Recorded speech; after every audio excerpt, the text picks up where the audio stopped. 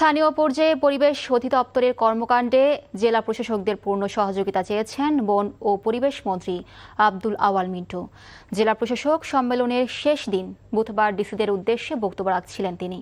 এছাড়া পার্বত্য চট্টগ্রামের আইনশৃঙ্খলা সহ সার্বিক পরিস্থিতি বজায় রাখতে জেলা প্রশাসকদের সার্বিক সহযোগিতা চেয়েছেন মন্ত্রী দীপেন দেওয়ান। এদিকে ডিসিদের সাথে মতবিনিময় করেন যুব ও ক্রীড়া প্রতিমন্ত্রী আমিনুল হক।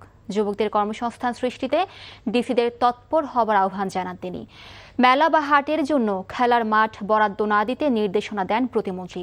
এদিকে বিগত আওয়ামী লীগ সরকারের সময়ে সামাজিক নিরাপত্তা কর্মসূচি বাস্তবায়নে ব্যাপক দুর্নীতি হয়েছে।